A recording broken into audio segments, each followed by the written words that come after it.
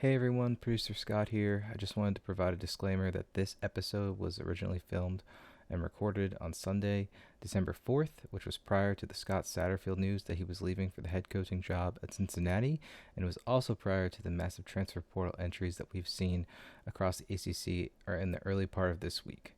We'll have much more to talk about coming up next week when we start getting into bowl season. Now enjoy the show. Ladies and gentlemen, boys and girls, welcome back to Basketball Conference, the ACC football podcast.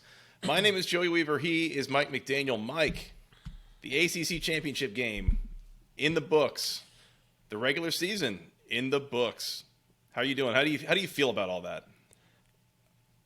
I mean, I don't love this time of year because there's no more consistent college football on Saturdays, so that part bothers me a lot.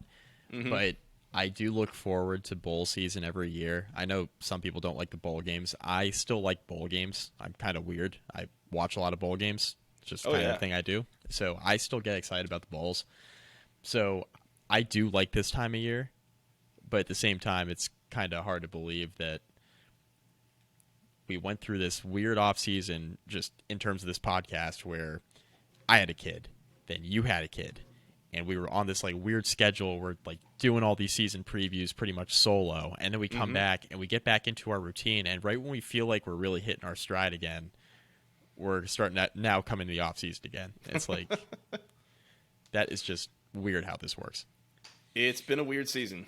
And that's just kind of the way it works with this sport. Is pretty much all of it gets played in a 12-week, 13-week period. And so at that point, right, it's over. And it's a weird feeling. Mike, you want to recap the ACC championship game? Totally went how I thought. Yeah. In a way. Sorta. How we got there was a little different.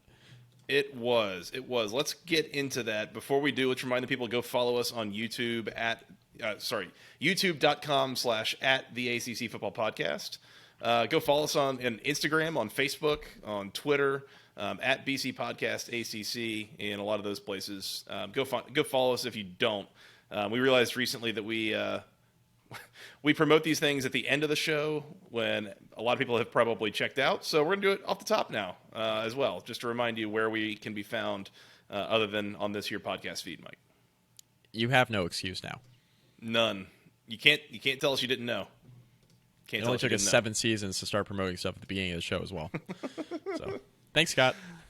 I was going to say, producer Scott continues to make us better in more ways than anyone really cares to understand. But let's get into this game, Mike. Clemson, number 9, Clemson 39, the number 23, North Carolina Tar Heels 10.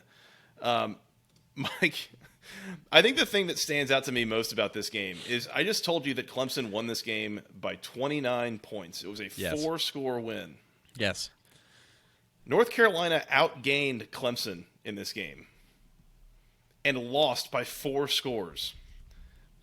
And really, I think that speaks to something we said in the preview before this game, and what I felt like was a major storyline here. North Carolina absolutely could not finish drives. They could not finish drives to save their life in this game. There were 3 separate drives. I texted this to the group here somewhere mid-game, basically saying that there were 3 separate drives that North Carolina got into the red zone, and they combined for a missed field goal, a turnover on downs, and a pick 6. Yeah. That's 3 separate red zone drives that turned into a grand total of -7 points for North Carolina in this game. Yeah. I mean, we said coming in that they were having trouble finishing drives in the red zone. That continued. Yep. They scored on their first drive of the game. And that was their last touchdown. Just bizarre to me. I was going to say, I didn't see that coming, right? Yeah. Yeah, not great. I did not see that coming. So they scored the first touchdown of the game. Now, I see him march right up the field.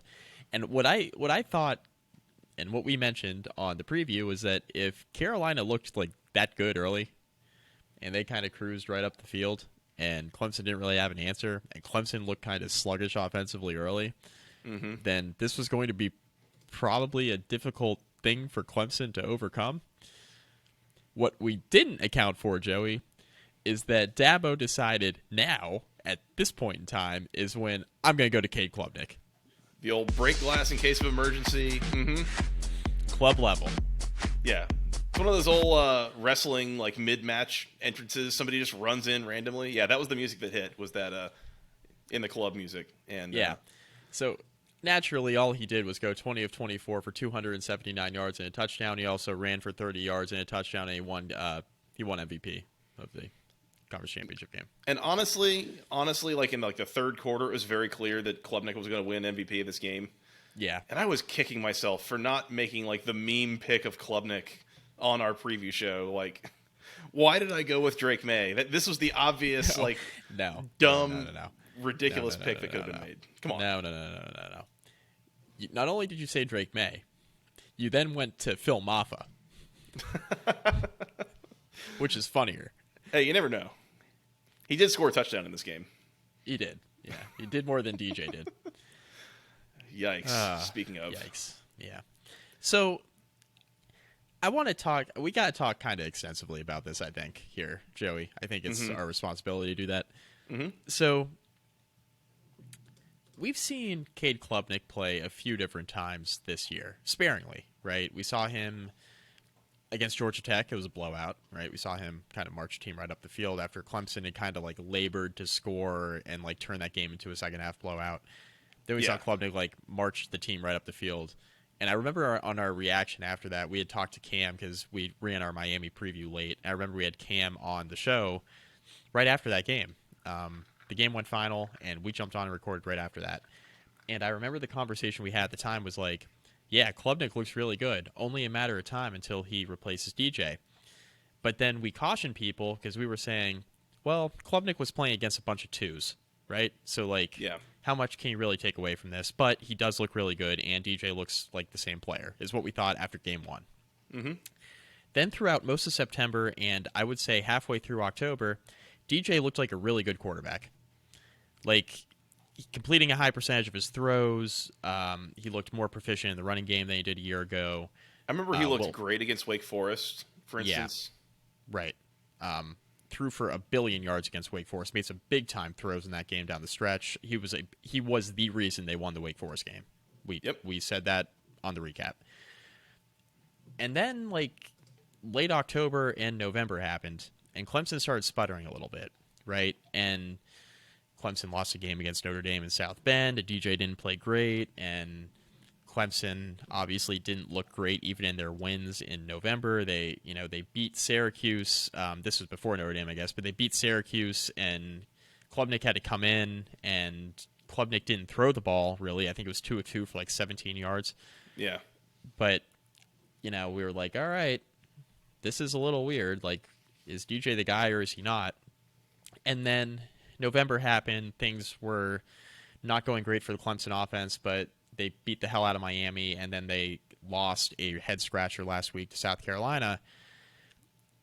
And Klubnik comes in now, right? He doesn't come in against South Carolina, right? And Dabo says, well, I thought Klubnik was going to take, we had internal conversations, which is funny they said this to the media, by the way. He was like, yeah, we had internal conversations, and, DJ was aware that, like, if he didn't play well enough that, Cade was going to come in and that could be it, which runs totally contrary to what he was telling us literally all year, where he was like, yeah, you know what? DJ is actually playing great, and you guys are all idiots. And this is DJ's team. Even after, I think, was it after the Syracuse game, I think, that Klubnik came in and helped them win the game? They came from behind, like all that. Yep. And the question after the game was like, well, is this Cade's team now? He's like, absolutely not. This is DJ's team. Cade knows that. Like Klubnik said after the game it was DJ's team. They were asking him after the game because, oh no, this is DJ's team. The first thing I told him was, hey man, this is your show. I'm just here to help. And like great it was like, okay, that Clemson culture wins out, but then Dabo just kind of throws water on the whole thing in the post game at the ACC championship. After replacing DJ after a second series, he brings in Cade Klubnik. Klubnik explodes, and then at halftime he's like, "Yeah, Klubnik's the guy the rest of the game." Then after the game he goes, "Yeah, Klubnik's starting the bowl game," and all of a sudden he's like, "You know what? We've been telling DJ the whole time if he didn't play well enough, he wasn't going to start." Give me a break, man. Like, I get you got to like. last week he was 8 for 29 passing the ball. And you didn't take him out. Yeah, you didn't put Klubnik in once. What on earth? What are they? What I just don't understand. Yeah, I mean, don't get it. It's all a lie. I don't get it. And this is confusing to me, right? Because there's a lot of things that we've criticized Dabo about regarding his program in terms of like the promotion from within, the not bringing in new ideas, the kind of like we're doing things our way, our culture wins out. We've contrasted that with Nick Saban, where Nick Saban loved to run the ball, and then he was like, "Wait, can't win that way anymore. We're gonna have to throw it 40 times a game, even if I hate it." Right? And we're like, does Dabo really is Dabo ever going to make a change like that, where he's like, yeah, I got to bring in ideas from outside the door. I got to utilize a transfer portal more. I got to, was he ever going to adapt? We've had that conversation 8 billion times on this podcast, right? And then the one thing that we gave Dabo credit for was he was never afraid to pull the trigger if he believed that his quarterback wasn't performing, right? He was never afraid to pull the trigger. Yep. So he'd done it in the past with Deshaun Watson. He had done it in the past with Trevor Lawrence. Yep. We've seen him do it before. We've seen him do it before. And the Watson one was easy because that quarterback situation was not very good, and then Watson came in, and that was he was the runaway guy. We knew that.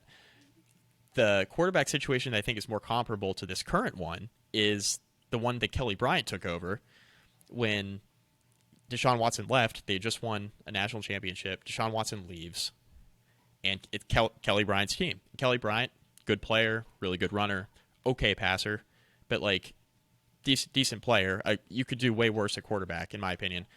And they have Trevor Lawrence, 5-star, and by October, Trevor Lawrence is starting. And Kelly Bryant is out the door. He says, "I'm transferring," right? And they needed Chase Bryce to help them win that game against Syracuse. Go on to win a national championship with Trevor Lawrence. Why didn't Dabo do the same thing here? It is odd. If Klubnik was every bit as good of a recruit as Trevor Lawrence was a better recruit, high ratings wise, but Klubnik's a 5-star. Mm-hmm. But he's really freaking good. He could have played anywhere he wanted. Mm-hmm. This is a comparable situation where it's pretty clear the backup has a higher ceiling than the starter, which sounds crazy to say because DJU was the number 2 overall recruit in that 2020 recruiting class, right? Number 2 overall in the country. No question what kind of prospect he was. But it was pretty clear that he wasn't figuring it out in this offense, and Klubnik was behind him, and he had all the potential. Dabo wouldn't pull the trigger there. It's just so strange to me. Yeah. So strange. It took him to the ACC championship to do that. It just doesn't make any sense. You could have done it against South Carolina. He says, we tried to do it against Notre Dame. No. You put Klubnik in the game. You have him taking this first snaps of the game in the shadow of his own goalpost, running out and throwing with the ball on the 2-yard line or whatever. Are you kidding me? Rolling out across his body, throwing across his body, and he threw an interception. What did you expect? Yeah. And then you say after, he didn't take it over against Notre Dame. No shit, he didn't take it over against Notre Dame. They were in a terrible spot there. That you didn't set him up for success. I just think he was. I had a lot of issues with Dabo's post-game press conference last night, and I guess that's my long and short of it. I just went on a rant there, but that really irritated me. Yep. I have a couple of thoughts here. Number one being with Klubnik. Obviously, he looked great last night, right? Again, 20 of 24. I mean, you're upwards of 80% completion, 279, a touchdown, no interceptions. Ran the ball. He was your leading rusher with only 30 yards, but he was your leading rusher. He looked great. Mike, that's about the only time that he has looked great all season, maybe since the Georgia Tech game, throwing the ball, really. They haven't let him throw it much, and when they have, it really hasn't been anything particularly impressive. Right. So my question to you is this about Cade Klubnik, just everything just really clicking for him? Or is this him going up against a less than vaunted North Carolina defense that is kind of like playing on easy mode? And no, there might be a little bit of something to that as well. Right. No, I mean, I think there is. It's a little bit of both, right? I think Klubnik certainly had a great game last night. I think there's no question that I don't want to take anything away from Klubnik just because he played against a bad defense, right? Because he's still in the ACC championship game. It's still bright lights the whole nine. Like, he has to come in cold off the bench. Like, he knew he was going to play. Dabo said, the game plan going in, which I believe, by the way. He said the game plan going in was that, Cade was going to get some series in the third and fourth series of the game. They mentioned that at the beginning of the broadcast. So, he brought that up in production meetings earlier in the week. Like, Cade was going to play. Like, that was clear. And I believe him when he says that. But still, for him to come off the bench and perform the way that he did, don't want to take anything away from him. But it is a cushy landing spot, right? Like, North Carolina's rushing defense all year has been pretty decent. I thought Clemson, a lot of their issues last night in the running game were it was more on the offensive line. Like, I thought the offensive line just didn't play particularly well in the running game, which was a surprise because they've run the ball pretty well all year.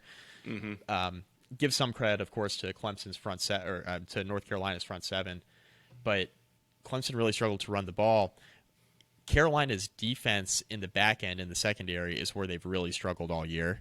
So for Klubnik to have this kind of success he had when he started to get into a rhythm didn't really surprise me at all. Right. So I think it's a little bit of both, Joey. I think that's fair. All I'm saying, they're going to go play Tennessee in the Orange Bowl, and we'll talk about bowl lineup here shortly. But even then, like, that defense has not been incredible for them this year in Knoxville. So, whatever he looks like, last night, whatever he looks like in the bowl game, I just think we should be a little careful about what we project next season from that, because this is the kind of thing that could very easily be, did you see the way that he ended last season? I think he's going to win the Heisman next year. And it's like, okay, let's pump the brakes on this just a little bit, please. I also think that, and people were saying this on social media, and I do not subscribe to this theory at all, because I think Clemson's issues, some of the issues they had this year go beyond the quarterback position.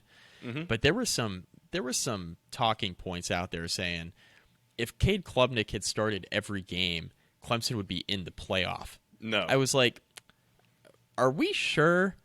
Are we I'm not. absolutely sure? I'm not. Like, I'm definitely not. Like, they've had some and full disclosure too, like, DJ didn't play great against South Carolina. You mentioned his passing stats were not very good. But, like, Dabo brought this up, and he's right. There were several drops in the receiving core last week. Like, DJ didn't play spectacular, but his numbers were, like, literally, they couldn't have gotten worse, and he didn't have necessarily the help around him that I think he's had in other games this year, and that's just a fact. I'm not 1,000% sure that this would be a playoff team with Klubnik. I think that's kind of a prisoner of the moment type take. So I agree. I think Klubnik is going to be very good. There's no question in my mind that he's going to be a very good player. But I also want to remind people that we all thought DJU was going to be a really good player when he came in as a sub in South Bend against Notre Dame in the COVID year. And he looked spectacular, and he threw for almost 700 yards in his 2 starts in place of Trevor Lawrence, who was on the COVID list. He couldn't play for a couple weeks. I just want to caution people that just because a quarterback has a good start or two doesn't mean he's all of a sudden going to be lights out. Y'all remember Kenny Hill? Kenny Trill, I believe. Kenny Trill. Yeah, remember he trademarked that, and we never heard from him again. Just I want to caution people. Pretty sure he's in the Canadian Football League. Hell yeah. Oh, yeah. Tearing it up, I bet. Don't you know? Kenny Trill. We So got to that was relax. my thought on Cade Klubnik. I have another thought here, by the way. Mike, you mentioned that for DJU, like, this just kind of hasn't really worked out at Clemson. I think that's putting it lightly. So we saw how inaccurate, how bad he was throwing last week at South Carolina, against South Carolina.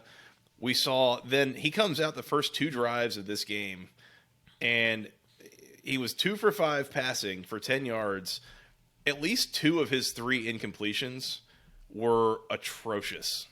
Yep. Like Really he had bad. one where he tried to throw like kind of a quick out to a receiver that was open, and that ball skipped off the turf before it got to the receiver's feet.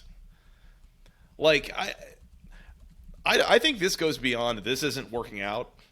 I think this is like more serious of like a this feels like he's got the yips or Yeah. something. Like Yeah. this looks a lot like that second baseman in Major League Baseball. And one of my favorite examples is Chuck Knobloch for the Yankees, like 20 years ago, and that's a name if you haven't heard that name in a while. Greatest batting stance of all time, by the way. Yeah, he played second base for a long time, major league player, and just like all of a sudden one day it's like you make a bad throw to first, and then the next one comes to you, and you try to overthink it a little bit, trying to get it there.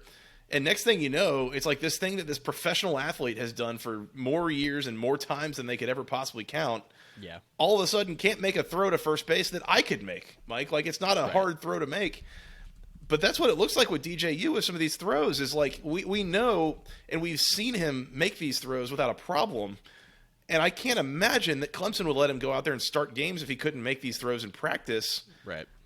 I don't know what this is, but this does not look like a the scheme isn't great. Maybe it's not. And do the receivers have problems at times? Sure.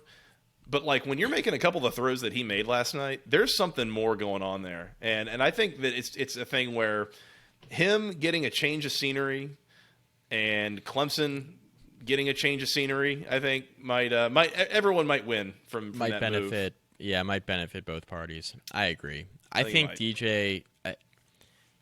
I think he would benefit. You know, we talked about Clemson needing like new voices in the room on offense. And by the way, my stance on that hasn't changed. I think that Dabo needs to go out and find an offensive coordinator or some more additional offensive assistants that are coming from outside of the program. I still believe that, by the way. Just because Cade Klubnik looked good for one game doesn't mean I'm going to come off at that point.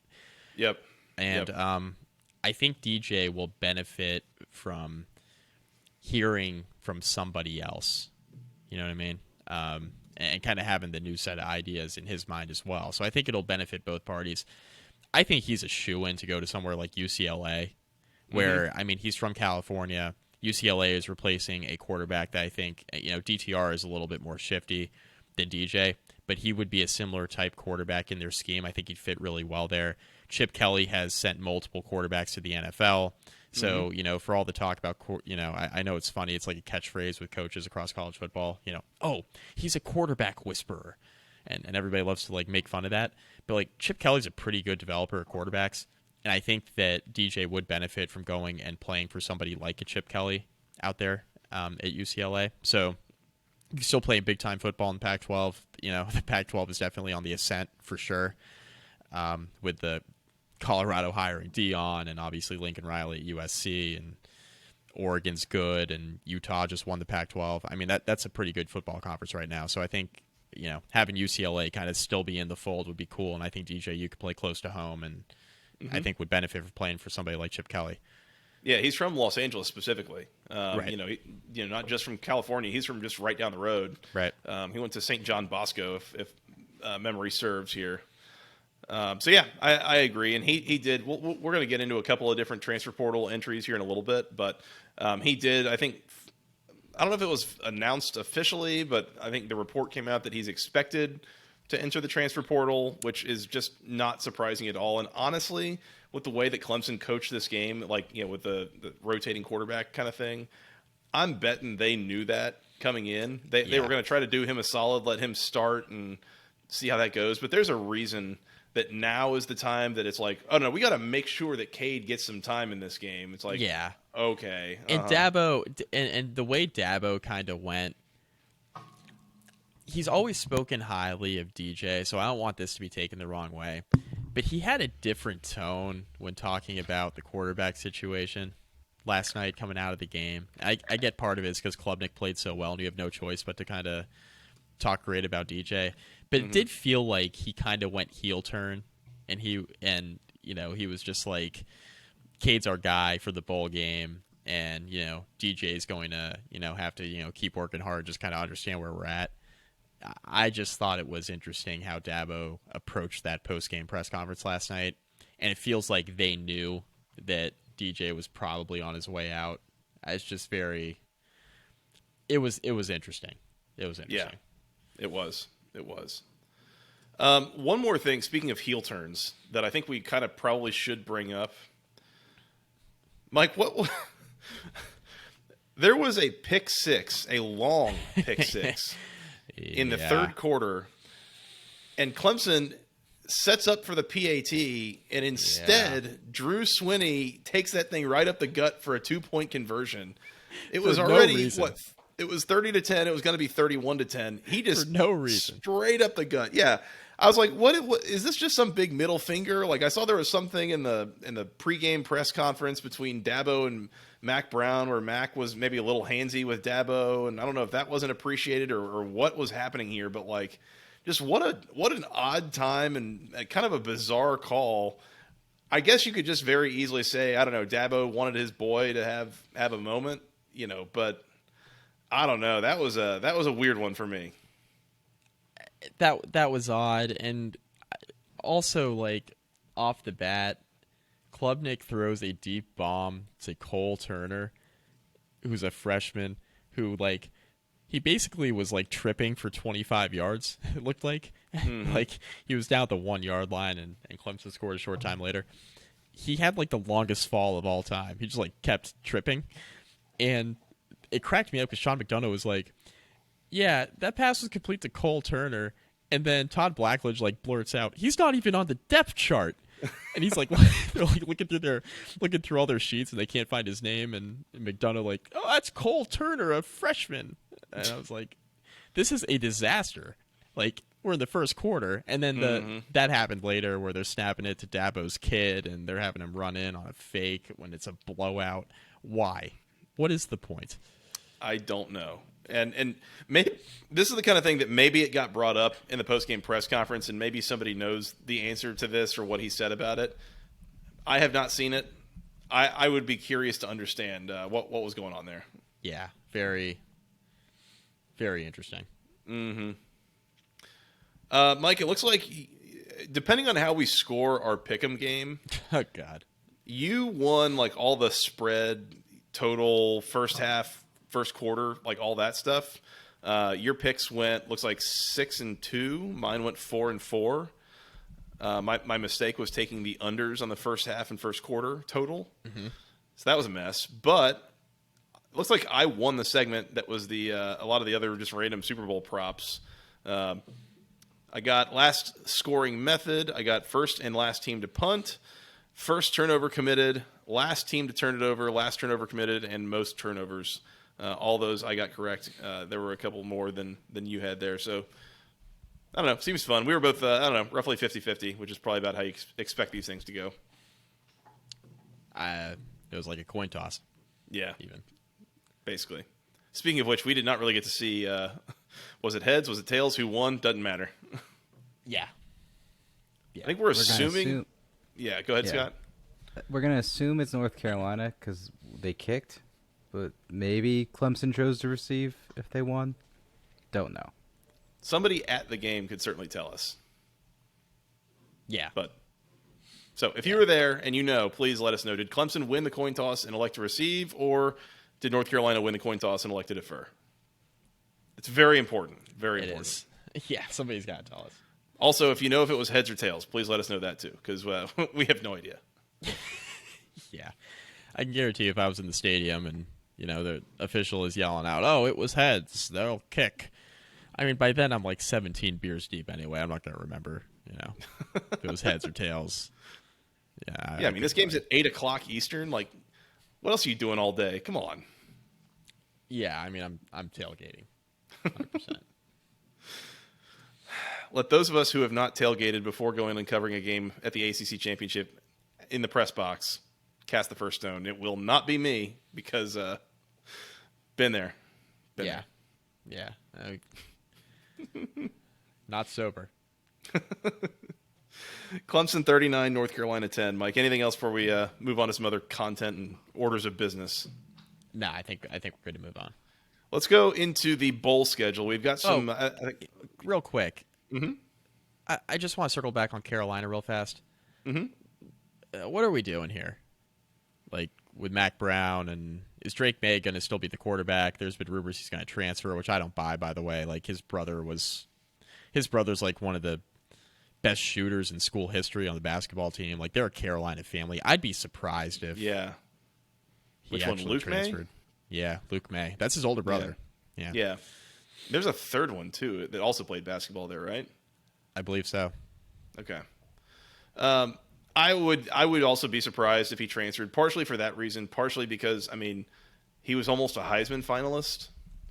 What more do you want here? A, and B, like, man, how many cautionary tales are there out there of guys transferring from one situation into another, and it is not an upgrade? Either they don't win starting jobs, things just don't mesh as well as they used to. You know, I think he's in a pretty good situation there as long as Phil Longo is still the offensive coordinator. And say what you will about Phil Longo, say what you will about Mac Brown, whatever. If you're Drake May, you are putting up numbers. You are a potential Heisman finalist. You're being discussed as like a top 10, if not top 3 draft pick. Like, get a 7-to-1 touchdown to interception ratio. Yeah, it's pretty good. Like, don't mess this up just for the sake of, I don't know, just for the sake of wanting something new. Like, keep your eye on the prize here, kid. Yeah. Look, they're not going to pay you the type of money that you are going to make in the NFL. That's right. That's right. Other kids may be a little different, but not in Drake May's case. Right. Drake May is a one of very few people that he does not stand to gain a whole lot, I don't think, by transferring. Eye to the future. That's right. That's right. Clemson 39, North Carolina 10. Mike, we have a bowl lineup. I don't know if this is officially official, but it's close enough that we're going to get into here. Yep. Before we do that, let me remind the people about section103.com, the internet's premier place to buy all things wonderful Georgia Tech apparel. They've got things for men, women, children, the whole family. They've got T-shirts, sweatshirts, hoodies, things with the official Tech gold, things with all the official word marks and the ATL logo. You can see this shirt here I'm wearing right now. It's a performance shirt. It feels great. It looks great. I love wearing it anywhere around town here. Trying to rep my Georgia Tech Yellow Jackets here in Houston. There's a pretty good following, and I get a lot of like fist bumps at the grocery store with people saying "Go Jackets" and that kind of thing. So if you're looking for stuff to rep Georgia Tech out in the world or at a game here this winter with the basketball team, the baseball's coming up in the spring, whatever you need, go get it all at section103.com. Use promo code GOACC for 10% off your first order. Once again, this is a really great time for any of your Christmas presents, Hanukkah presents, Kwanzaa presents, Festivus presents. You take your pick of whatever your holiday is, and if you're doing presents, Section 103 is a really good place to go get them. So, once again, use promo code GOACC for 10% off your first order at section103.com. Really appreciate Steven and the gang for their partnership. It's been another really great season. Yep. Let's keep going here, Mike. As we said, we have a bowl lineup at this point. We do. I think this is, you pretty much consider this official. As we go through these, just like maybe a quick 1 to 2 minutes on like how interested are you in watching this game? Yes. And we can kind of go from there. So yep. we're gonna start. We're just gonna go in chronological order. The first game of bowl season is here in not less than 2 weeks. We're less than 2 weeks away. As Saturday, December 17th, this is a week before Christmas, the Wasabi Fenway Bowl, as the Louisville Cardinals going to take on the Cincinnati Bearcats as they renew the Battle for the Keg of Nails rivalry. That goes back to the old Big East days, and I think even well before that. These are two schools separated by only like an hour and a half, but they'll go to Boston and play in a baseball stadium on December 17th at 11 in the morning on ESPN. So totally normal person behavior. That's right. Mike, are you interested in watching this game? Why not? Why not? Cincinnati without a coach? Yeah, I mean, it's going to be a little dicey. I mean, I would bet on it, right? I don't think Scott Satterfield will be fired before this game, but, I feel like Louisville at times can be feels a little bit like a semi-Auburn situation of like, you never quite know what's going to happen next as it relates to Louisville, so who knows? Yeah. I'm excited to watch it. Yeah, I mean, it's got the rivalry feel to it, so that part of it will be cool, but it'll be a little watered down without Cincinnati having a coach. I really hope. I don't know which of these teams possesses the trophy right now, the actual keg of nails, but I really hope they bring it, and I really hope that they forget about like the bowl game trophy and the post game ceremony, and they're just celebrating with the keg of nails trophy. Like that would be awesome. Yep.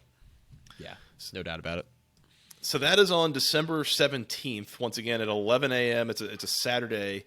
I guess, yeah, that'll be the week after the Army-Navy game on that Saturday morning. This is what they'll play that in Boston at Fenway Park. Let's move on to the following Friday, December the 23rd. Can I jump in? You may. I'll let you know who holds the keg. Louisville holds the keg. They last won the keg back from Cincinnati in 2013. I was going to say 12, but okay, 13. That was Charlie Strong, Louisville, and probably Teddy Bridgewater as well, I believe. So that's kind of fun. Sounds right. So yeah. Hope they bring the keg. That'd be fun. I think that would be a lot of fun. So we'll see. All right, moving on. Scott, it looks like Mike had to go tend to the wee baby McDaniel. So we are going to keep rolling here, but you tell me how you're feeling about this. On December 23rd, you have gotten off of work. It's Christmas break. You're coming into Christmas Eve. At 6:30 on ESPN, it is the Union Home Mortgage Gasparilla Bowl from Tampa, Florida. Gasparilla Bowl. Yeah, I can't roll my R's. All right, let's go. Yeah, 4 years of Spanish will help out with that, and so does the bourbon. But Wake Forest, the Steamin' Deeks, taking on the Missouri Tigers. Tickets going for $34 for that game. I'm honestly a little surprised that we're getting a Power 5 matchup in a pre-Christmas bowl in Tampa. But sure, yeah, I'll watch this. This looks interesting. Yeah, I think it's kind of interesting. I mean, Mizzou gave Georgia a battle earlier this season. Mm-hmm. Wake's been up and down. As long as they don't turn the ball over, they're usually decent. So, honestly, it could be a fun game. I mean, who knows? Wake likes to score. Mizzou's feisty. It could be fun. Mizzou is pretty good, pretty like reasonably creative on offense. I don't think it's like an offense that is really wacky, like really sticks out from the others, but they do some fun stuff and they'll score some points. So I definitely think this could be a very high scoring game. Let me check and see if there's a line on it yet. Let's see. Come on, bring it up. Not seeing one just yet, but I could see this being a total at least in the 60s, if not into the 70s even. So, yeah, keep an eye on that. That should be a fun game to watch and a nice like little Friday evening going into Christmas break. Yep. I'll have it on. Why not? Yeah, absolutely. Let's do it. All right, so we had that game. We have two pre-Christmas games, and then after that, we will wait until Wednesday, December the 28th. So at that point, we have two games. The first one is at 2 o'clock on ESPN. It is the Duke Blue Devils taking on the UCF Knights in the Military Bowl presented by Peraton. This is right up the road from you guys. I think there was some discussion that you might possibly try to sneak over there and get to this game. That would be kind of fun. Yeah, the Military Bowl is traditionally held on Navy's campus at their stadium, which is in Annapolis, Maryland. So that's only about an hour from the Northern Virginia area where I am. A little bit further from Mike is now, a little bit more south. But previously, when Virginia Tech has been a bowl team, they've gone to the Military Bowl, and we've had an easy trip over there. So I made a joke today that we could go check out this game and see what's going on over there in Annapolis. I look at this matchup. Interested. This is the matchup I think of the ACC's bowl season that I feel really good about the ACC's spot in this game. I think you've got a UCF team coming off disappointment in the conference championship game, a team from Orlando, Florida, traveling up to Annapolis to play in a cold weather game against a Duke team that was supposed to go like 3-9 and is probably pretty fired up to be there and does not mind the cold nearly as much. You'd figure from being from North Carolina. I think this is a good spot for Duke. And keep an eye if you find out that UCF is favored, especially by a good number of points here, I would lean with the Blue Devils. I think. I 100% agree with that. I kind of don't really have anything against your analysis there, and I think Duke again. They've been doubted all year. Elko's just won Coach of the Year. He's going to try to prove it again. So. I'm with you. Mm-hmm. So we'll see how that goes. Then later that evening at 8 o'clock on Fox, it is the San Diego County Credit Union Holiday Bowl. That is. Did this used to be the Poinsettia Bowl? Did it? That might be right. I can't remember. All these, they change all the time. Let me see. Yeah, so the Poinsettia Bowl. No, that was a separate game. It used to be sponsored by San Diego County Credit Union. All right, so I get half credit. Yeah, and it was played in San Diego, so you're on the right path. But for whatever reason, now it's the Holiday Bowl. And let me check and triple check that this is like these are different things through history. Yes, it is. So yeah, both sponsored by San Diego County Credit Union.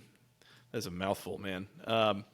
Anyways, it'll be North Carolina taking on the number 15 Oregon Ducks, and I think that's a pretty high profile matchup. Again, you got the ranking next to Oregon, and Oregon's been pretty good all year. But both teams coming in off some disappointment. I mean, Carolina's lost 3 in a row. Oregon's lost 2 of their last 3 and barely beat Utah for their win. So a couple teams that have had some pretty high rankings at times this year, but coming in kind of limping and not really coming in strong to the finish. It does sound like Bo Nix is going to play in this game, so also a pretty good quarterback matchup between Bo Nix and Drake May. Yeah, I was about to ask about that about Bo Nix, so good plug. Initial thoughts are I don't know how much either team is really going to care, so I don't know. Like you said, they're coming off a little bit of a missteps at the end of the regular season. Didn't probably reach the goals that they wanted to reach at the end of the year, especially for Oregon, who missed out in the Pac-12 title game.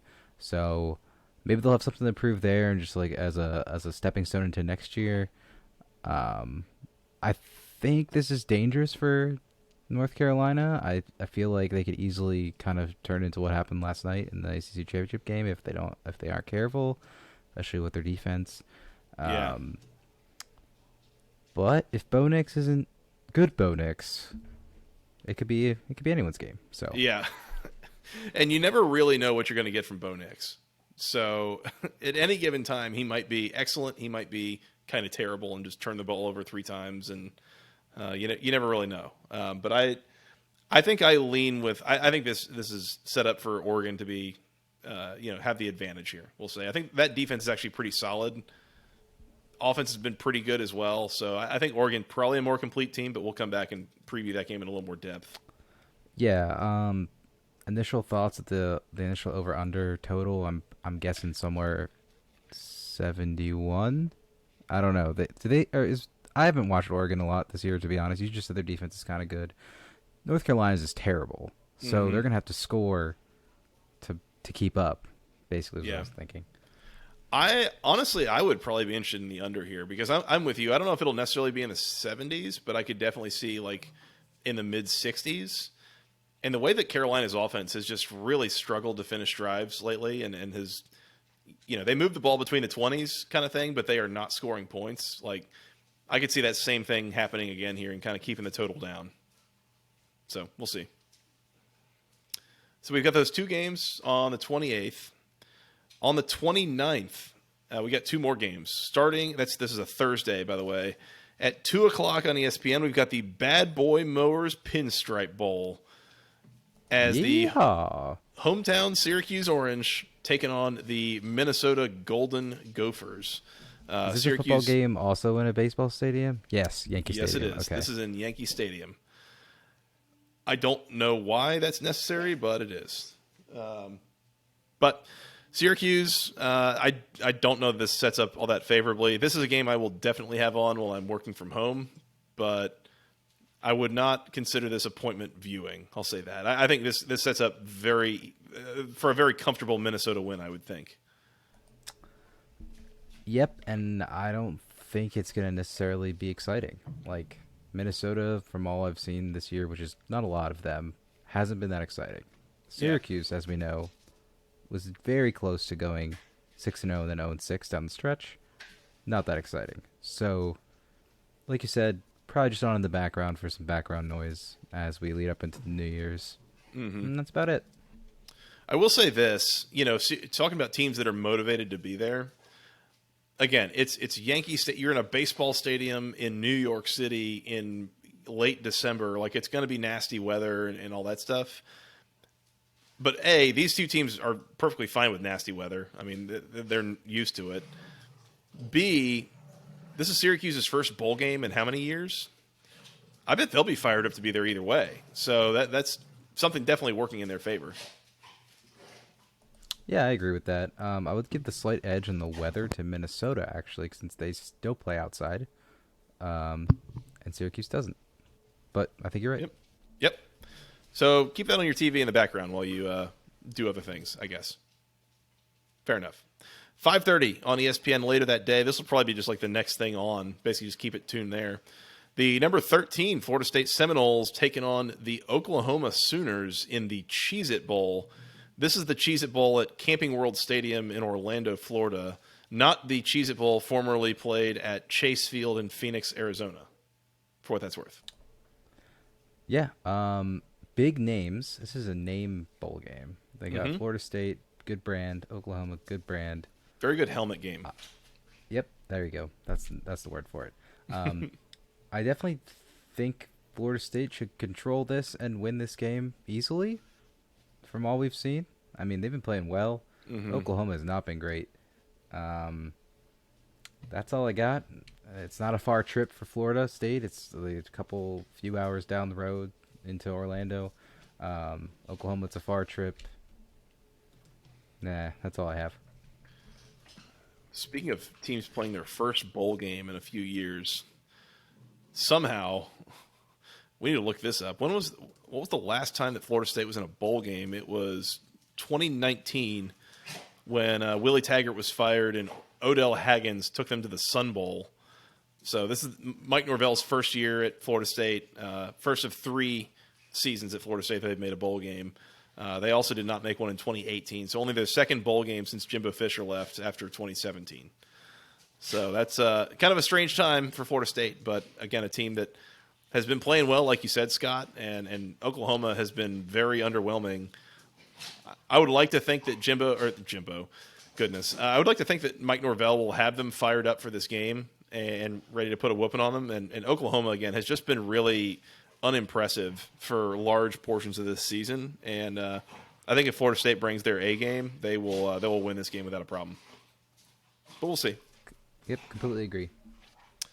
That does it for the 29th. Our final 3 bowl games of the ACC slate are all on Friday, December the 30th. Starting at noon on ESPN as the Duke's Mayo Bowl, coming at you from Charlotte, North Carolina, baby. Top tier content bowl, baby. Duke's Mayo, formerly known as the Belk Bowl. Yes. I am honestly super interested in this game because of the content that Duke Mayo Bowl puts out on the internet. Like, it's just funny. So it has nothing to do with what happens between the sidelines. It has everything to do with what happens elsewhere. Correct. I actually went to this bowl game once when it was the Belk Bowl. It was a really fun game. It was when Virginia Tech played Arkansas back in 2016. We're down 24-0 at halftime. Ended up winning that game, so it was fun. Good atmosphere down there. They throw a good pregame tailgate, from what I remember, for the fans. And it was fun. NC State not obviously in a short trip for them. Maryland not too far from Maryland for holiday time, so they'll probably have a good fan base, I would think.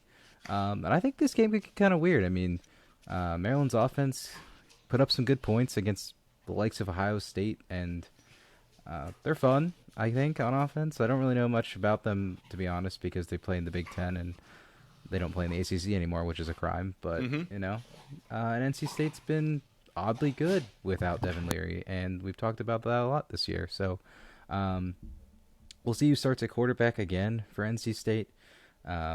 Maybe MJ Morris is back from his injury. Maybe he's not. Who knows? They obviously have a great defense. So I think this game could be really fun. I think it could be. Yeah, by the way, it's the number 23 NC State Wolfpack taking on the Maryland Terrapins. I don't know if I mentioned that. Kind of important to note. Also, I think it's really critical to note here that I'm just really happy that NC State finally gets a chance to play a game at Bank of America Stadium in Charlotte. Good for them. Finally getting to make that appearance. That's great. Hasn't really happened in other circumstances, but that's fine. That's fine. Sorry, NC State fan. I'm just trying to make a joke here. Yeah, sure, that could be fun. I think that's one high level team in NC State and another team that at least plays offense pretty well. I think obviously as with most of these things, it'll probably come down to motivation, but NC State I figure will travel pretty well, being not that far away. Like, yeah, this should be pretty fun. I'm up for this game. Yep. Why It'll not? be fun. 2:00 on CBS, the Tony the Tiger Sun Bowl, featuring the Pittsburgh Panthers and the number 18 UCLA Bruins. I have no idea. I think this will be fun to watch. I think Pitt's going to muddy this up. They will not let UCLA just run away with it. But this game, just for whatever reason, I get vibes here that this is going to get real sideways somehow. This is going to be a really wonky game in some form or fashion, as I guess Pittsburgh games kind of tend to be at times. Yeah, completely agree. Still don't really get the Sun Bowl. It's the only bowl on CBS. I guess because it's old and it's had a lot of tradition to it. I don't get the Sun Bowl. Yeah. Apparently, my best man in my wedding, he spent time in El Paso. That's where he went to high school and lived there for a number of years and all this stuff. So I've been to visit him. I've been there. I'm always surprised when all these different teams that go there and they come back and they're like, oh, El Paso was so much fun. That was such a great time. I'm like, was it? It's interesting. It's not how I experienced it. But apparently, yeah, they put on a really good thing for the players and the teams. They love it. So good for them. It usually ends up being some sort of weird environment. I remember the game that Georgia Tech played against USC there when Lane was the head coach at USC, and they were playing in 25 to 35 mile an hour winds. There was the game a couple of years ago where Miami played Arizona State or something in a blizzard. You get some pretty crazy weather that goes on at the Sun Bowl at times. So you never know what you're going to get, is what I'm saying. Yep. I think you're right. I think it could get a little sideways. Sun Bowl's weird. That's my take on it. I'll probably tune in just because it's right after the previous bowl game and there's not much going on that day. And it'll be fun to watch, hopefully. Don't know. Yeah, that'll definitely be on the TV as whatever I'm doing around the house. I think daycare's closed that day, so need some entertainment of some sort. See how that goes. Last bowl game, Scott, at 8:00 on ESPN on Friday, December the 30th. It is the Capital One Orange Bowl. The number 7 Clemson Tigers taking on the number 6 Tennessee Volunteers. I think this could be a really fun game to watch. I don't like this matchup for Clemson. I think Tennessee's going to be able to hit enough big plays that they're going to score a bunch of points. We're going to get to see Cade Klubnik. Sounds like, again, if he's going to start the bowl game, you get a good look at him for a full game and go to the club level. So there's that, I don't know. Should be a fun game to watch, I think. That's a fun matchup. It is the very, very, very Orange Bowl between Tennessee and Clemson, for what that's worth. I like how you said that. I was going to say it's the Capital One Orange Bowl. They're really capitalizing the orange in this bowl. But Capital Orange Bowl.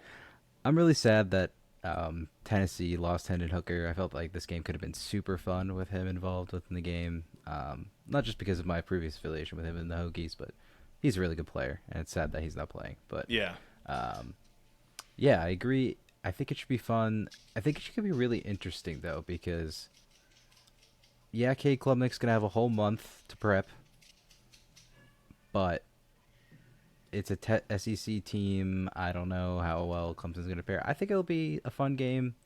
It's a New Year's 6 game. I'll be tuning in. It's the top 10 matchup, top whatever matchup, so it'll be fun. Yep, sure will. That's all I got for the bowl lineup. Mike is still not back, so we can keep moving here, and we'll get his takes whenever he does get back. A couple more newsy things I wanted to bring up.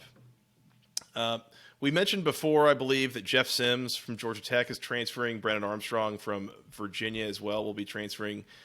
We got more official word that Phil Dracovic going to be transferring out of Boston College.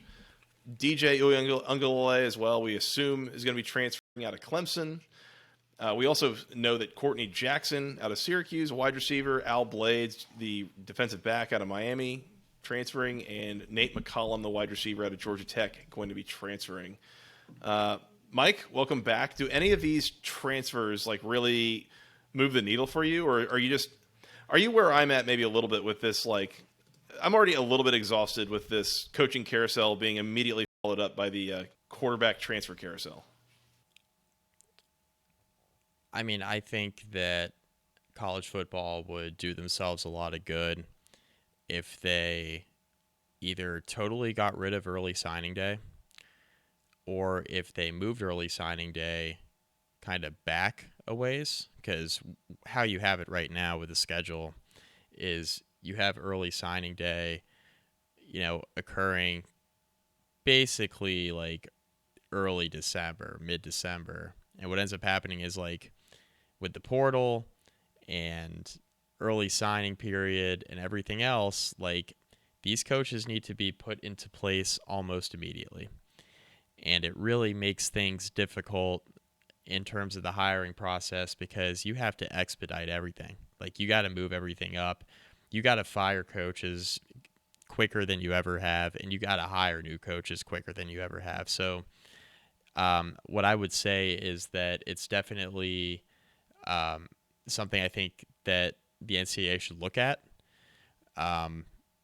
And I think they're so pro player, which is good. I mean, you want to be pro player. You want to make sure that, players are able to, the one-time transfer rule and all that stuff's really good for the sport. But I think how the schedule is laid out right now, it makes it difficult from a coaching standpoint because you got players moving, you got coaches moving. It's all happening so quickly, and it's all happening before a lot of these team seasons have ended. Yeah, I'm going to jump in for Joey, who's stepped away now. But so follow on, do you think, like, just easy answer, the day after the national championship game is a good time? Or just removing it again and just going back to the original signing day, which is in February, right? Yeah. So was it... Yeah, February. I forget, correct me if I'm wrong, Mike. Wasn't it added to help aid the players that want to enroll early? Yeah, so early signing day, and I'm pulling it up right now.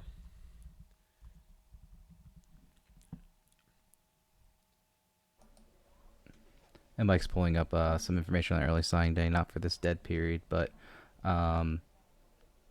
yeah, I think Mike's point is correct. I think the early signing day puts pressure on coaches to get fired earlier in the season, get let go earlier, Yeah. and then also have this mad dash right at the beginning of December. So, what did you find? Like early signing day. Early signing day is December. Like this year is December 21st. Like that's like there's still bowl games going on then. You know what I mean? So it just makes things difficult. Joey's back. Scott and I were just talking about how like early signing day has just really made things difficult in terms of coaching carousel, coaching hiring cycles. Mm-hmm. The fact the transfer portal literally opens up Monday the 6th, like formally. Like players have been able to say, yeah, I'm going into the portal. Yeah. But Monday the 6th of December, like players are actually allowed to like formally transfer in and out of schools.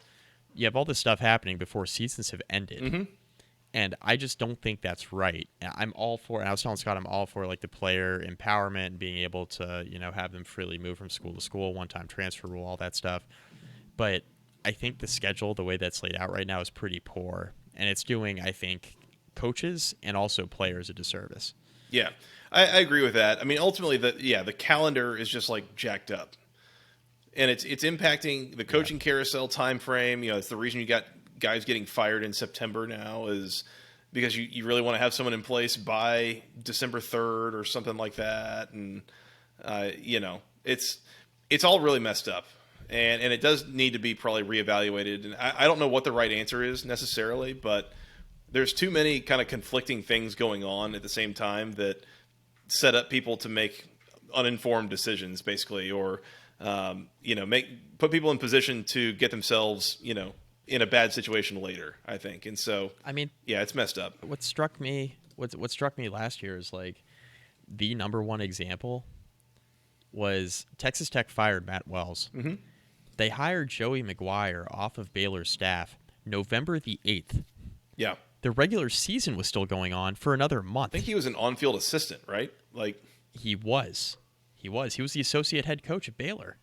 And they hired him away from Baylor on November 8th. There were still like 3 regular season games left. Yeah. I mean, that's just and that's so far that's been the aberration. But I remember when that happened, I was like, man, I hope this isn't something that like continues. Yeah. Because that's going to be really tough when coaches are being plucked off of staffs. And Baylor had a damn good team last year, you'll remember. They were a Big 12 title game team. Like, they were damn good last year. Yeah, they were. They were. So, as said, I mean, we'll have some transfers out of the ACC. I don't know that any of these are necessarily, like, really surprising kind of guys that we thought might do this anyways. So, you know, we'll see how this ends up going, I guess, for these teams and who they might get in return from the portal. The portal giveth, the portal taketh away, Mike. It's the number of transfers. It's at particular schools that I'll be looking out for. Virginia Tech, Miami. Like, those two schools in particular where expectations probably don't match the current roster composition. Yeah. Yep. So you got to make some changes quickly, and you got two new coaching staffs that want to make changes quickly to the roster. Yep. Just how many guys are going to transfer out? That's what I want. Exactly. Now. So, Exactly. Tech's already had a few. Most of them have been reserves. Just interested to see how that shakes out. Yep. Agreed. Mike, that's all I've got on news. Should we talk upcoming schedule a little bit? Yes. We are going to take, I think we're going to take maybe a week and a half off here. I think we're both a little bit burnt out, you know, with this show and other responsibilities kind of going on in life. So we're going to take a little bit of time and rest up before bowl season. But as we kind of alluded to earlier, we are going to come back and do bowl previews here very shortly. We'll probably do a preview for each day of bowl season. So keep it tuned here. We'll do a little bit more in-depth analysis on each individual game. So again, keep it tuned here. Otherwise, you know, after that, you know, we'll have some team season recaps that we do. We'll have content continuing all the way into the off season for sure. So keep it tuned here, Mike. Yep. We're set up as best as we ever have been to put out consistent off-season content. We're going to try to do that. Yep.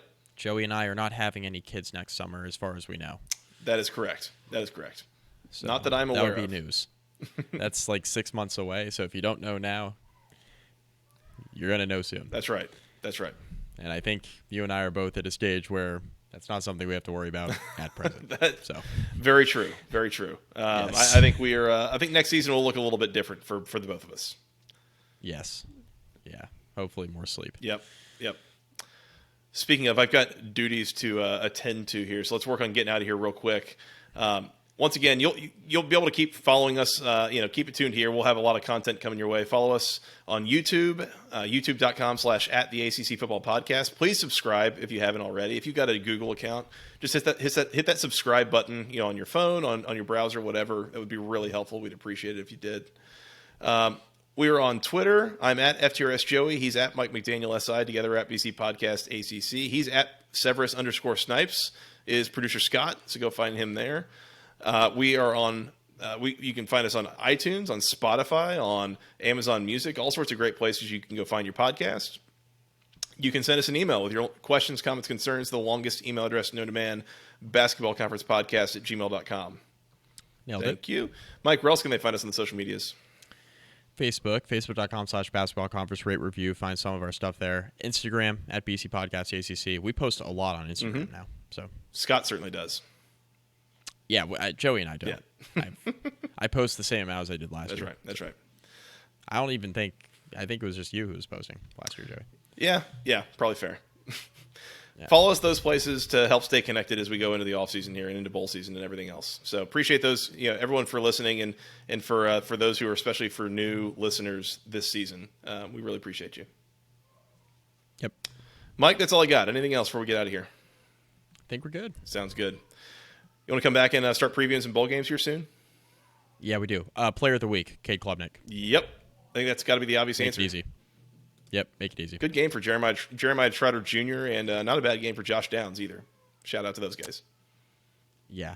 Go ACC moment of the week is the Sweeney 2-point conversion. Yeah, has to be. Has to be, no doubt. Yeah. Okay. We're good. We covered most of the bases. We're good. You want to come back and preview some games? Yeah, let's do it. All right. Well, thank you, Mr. Mike McDaniel, for producer Scott. I am Joey Weaver. Thank you guys so much for listening. We will talk to you again soon. And until then, go ACC.